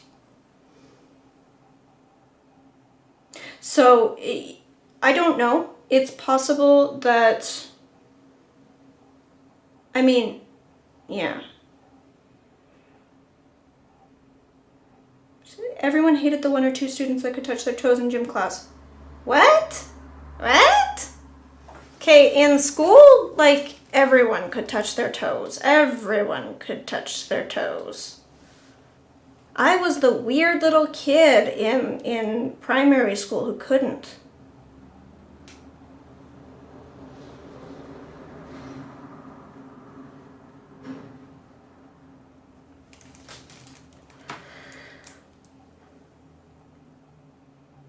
I mean, like, by the time in adults, it's pretty common for adults to lose that flexibility. And I don't know, like, I didn't really take gym class past when I needed to, so I don't really recall when in grade 10 or whatever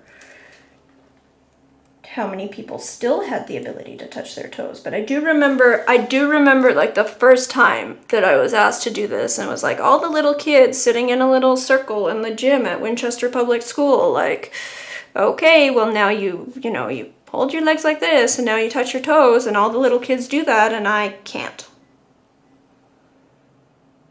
Okay, well if you can't touch your toes, then you just try as hard as you can. And that was every year for years and years and years and years. Like, what is wrong with me? Because I was flexible in other ways.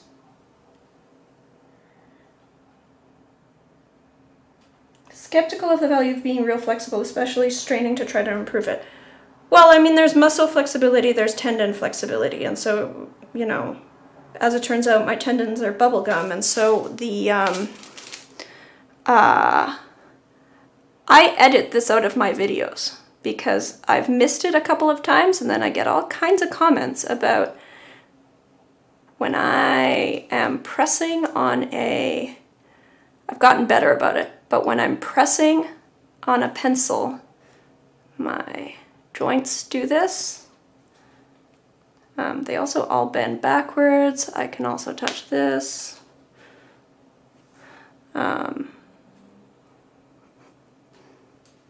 And do fun things like this. Whee! Oh, well, today apparently it's easier with this hand. But, so my muscles tighten up to make up for the fact that my tendons just aren't there. But I edit, yeah, I tend to edit out my usual, like if I'm in edited videos, I try to watch for it because my hands will fall into this position when I'm writing, where my fingers bend backwards. I don't think it rises, like looking at the diagnostics, in my case, it doesn't seem to quite rise to the level of like Ehlers-Danlos or anything, but I definitely, some kind of hypermobility. And it's just my tendons, like my muscles are pretty tight. I can't get my thumbs even parallel to the forearm. Parallel to the forearm. Sorry, like this versus this. As long as it's not hurting you, then that's okay, I guess.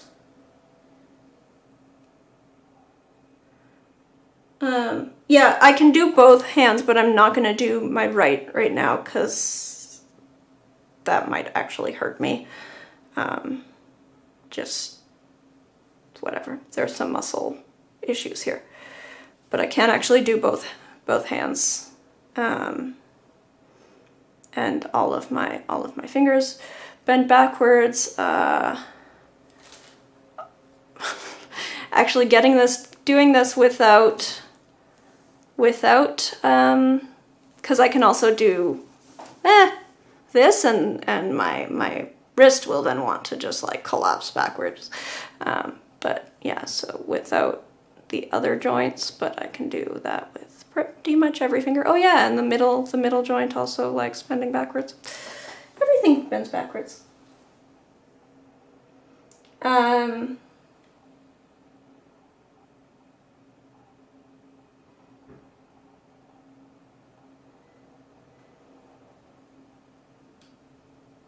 That's why you needed wrist protection. Well, that's why I'm gonna now need to wear knee pads for like existing, for walking. It's also why I'm now wearing corsets for my back not falling out of alignment while I'm painting.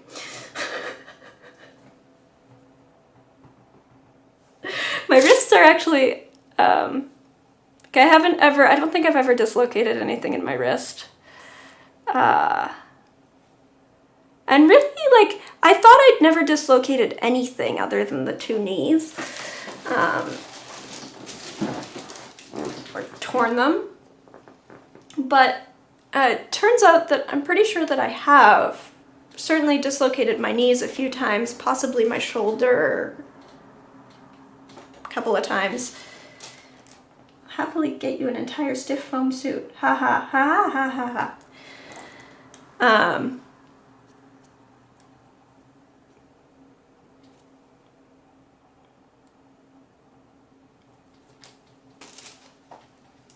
No, it's fine. I mean, it's training muscles mostly that I'm gonna need to like just focus on training certain muscles and just being aware of like, no, there's more going on in my knees than whatever.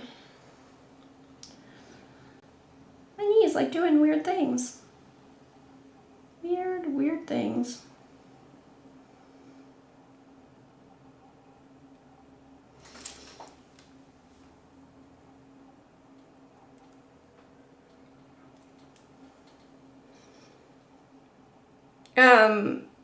Anyway, I thought I hadn't dislocated things because, you know, you see people dislocate things and their joint is stuck out at that position. And the truth is, I think I've actually dislocated all sorts of things that I didn't recognize as dislocations because things slide out of alignment real quick and they also slide back into alignment real quick with minimal damage. So in that way it's kind of nice. It's just not so nice because there's no, I just don't, yeah, my tendons aren't really doing much.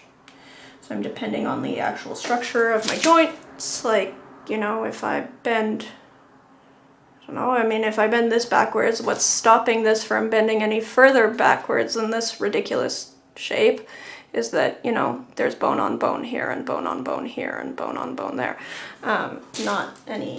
Not anything to do with the tendons on the other side.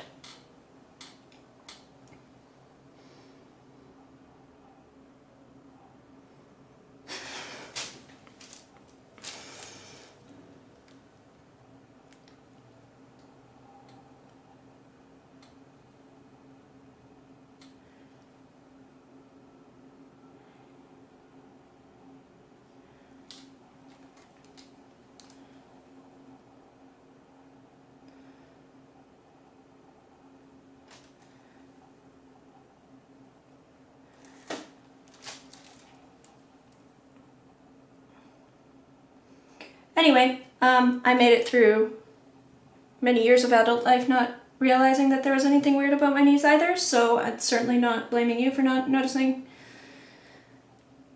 that there was something weird about my knees. What I find mind-blowing is just that, you know, doctors who specialize in this exact thing that I went to for this thing didn't notice.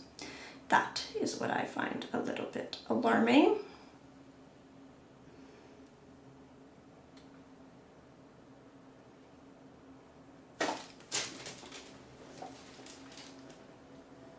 The tips of my thumbs, oh, this? Yeah, I mean, Stephen, you sound normal. I will save you the visual of my toes. I'll bend backwards too.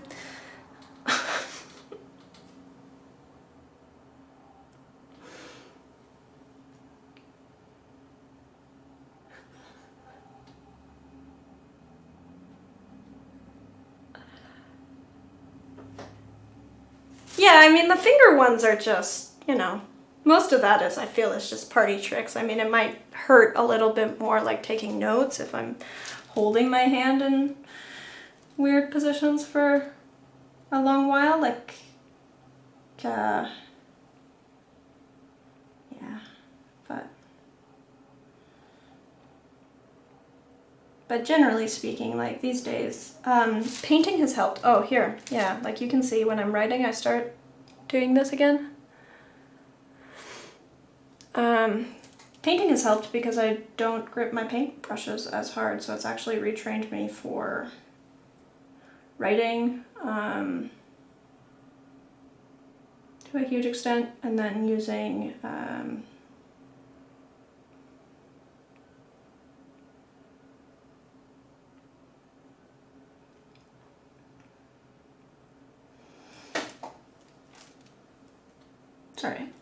using fountain pens,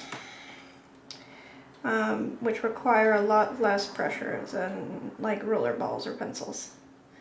Has also helped me from forcing my fingers into too crazy positions. So I don't get too much joint pain in my fingers anymore, not since university.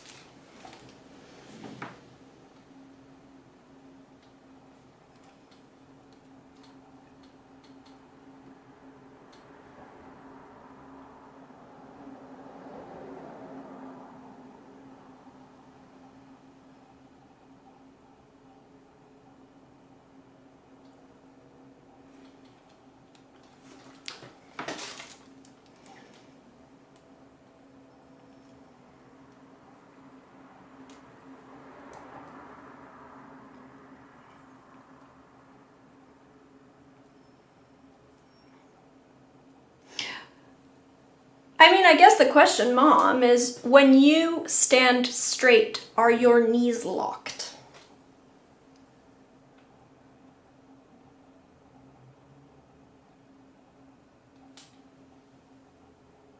Like, can your knees bend further back than when you are standing straight? Because the answer for most people should be yes, but not comfortably.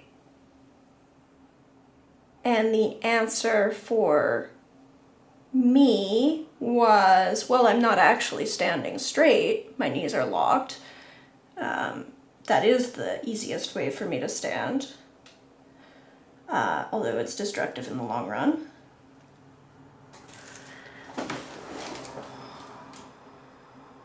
Close. Yeah, okay. So then your knees are correct, probably.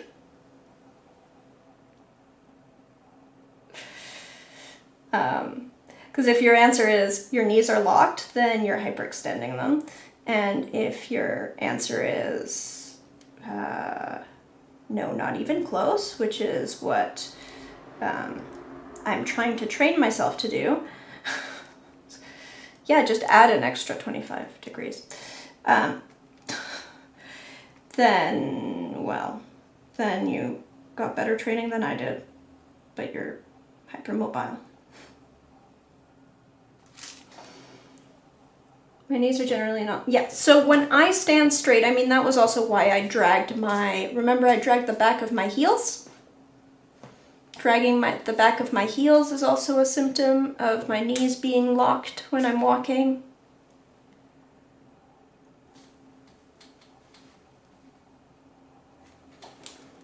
It all fits together. It all fits together.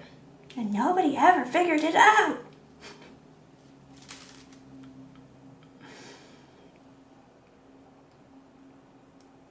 Least of all me.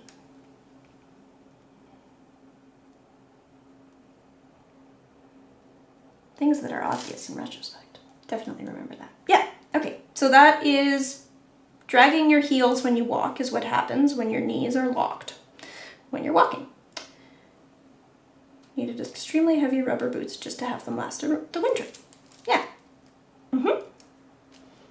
because I dragged my feet because my knees were locked at 20 degrees backwards, so I heel strike when I walk. It's not quite 20 degrees, maybe like 17, 18.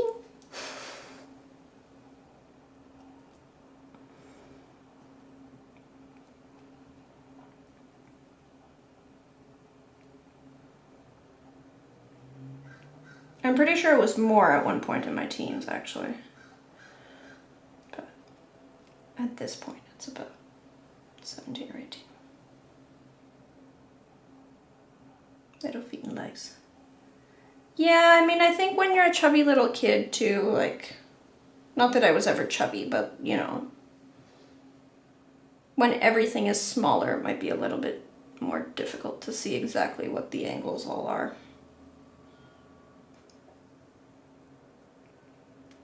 But also, you're not a doctor. I'm not a doctor. It was normal for me. I wasn't in pain. Seems fine.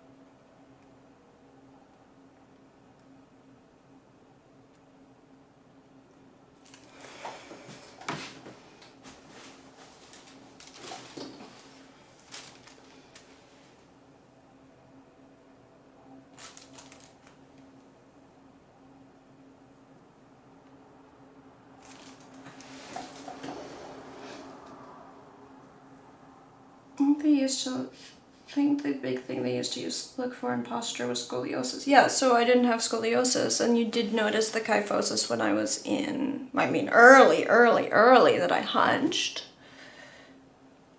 And then by the time I was in my teens, you sent me to physiotherapy. So you were catching signs of what all was wrong with my posture. You, not doctors. But then I went, I mean, granted, that physiotherapist, man, like, how little contact can you have with your patients? But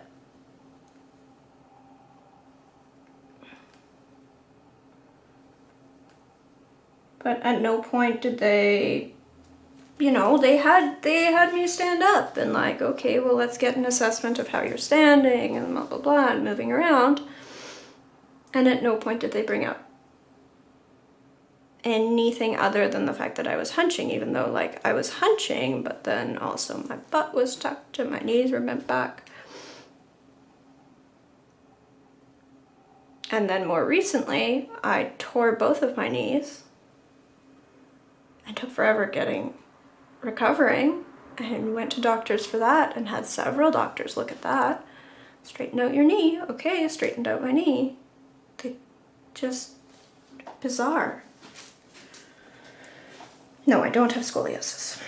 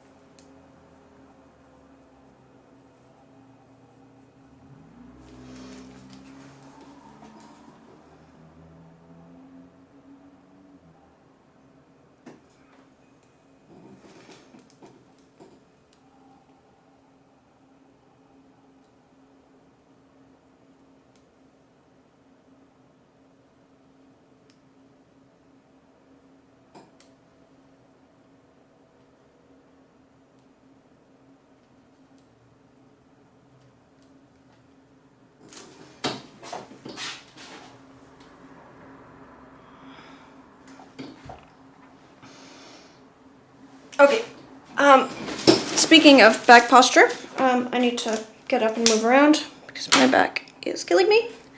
So I'm gonna call it. Yeah,